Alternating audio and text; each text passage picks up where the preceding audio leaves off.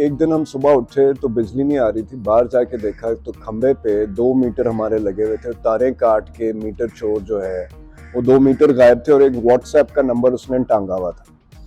तो हमारे हमसायों ने पहले उनसे पूछा तो उन्होंने कहा जी ये वाकया हमारे साथ भी हुआ, ये व्हाट्सएप नंबर पे फ़ोन करके पैसे भेजें तो आपको ये मीटर चोर जो है वो वापस कर देगा। तो फिर हमने उस पर व्हाट्सएप पे उसके साथ नेगोशिएशंस करके जितने पैसे मांगता था उतने तो नहीं दिए, लेकिन कम पैसे दे के दोनों मीटर वापस ले लिए। और पुलिस में जाके हमने एप्लीकेशन दी कि इस तरह मीटर चोरी हुए हैं।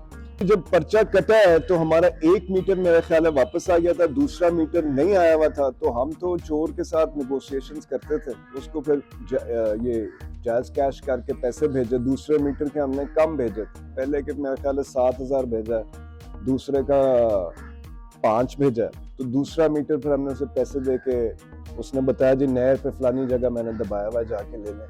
तो वो हम ले आए थे। किसी का मीटर किसी वजह से डैमेज हो जाता है या चोरी हो जाता है तो कस्टमर की रिस्पॉन्सिबिलिटी बनती है कि वो उसी टाइम इसको अपने करीबी ऑफिस में इंटीमेट करे थ्रू एप्लीकेशन। ये पब्लिक को चाहिए कि वो जो कुछ ऐसे लोग जो कहेंगे हम आपका मीटर रिप्लेस करवा देते हैं उसको डिस्करेज करें।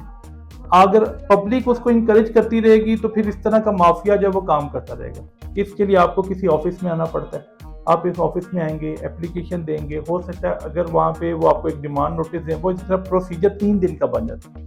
आजकल पर हमारे पास टाइम कम है तो हम इससे जान छुड़ाने के लिए हम किसी पर्सन को कॉल कर देते हैं, जो कि एक अच्छी बात नहीं है। लेस्को का जो आप ऑफिशियल प्रोसीजर बता रहे हैं स्टोलन मीटर की रिप्लेसमेंट का, ये हमने उनसे पता पहले किया था चोर को पैसे देने से पहले। तो इसकी जो कॉस्ट आ रही थी वो चोर जो पैसे मांग रहा था उससे ज्यादा थी, नहीं तो हम चोर को क्यों पैसे देते।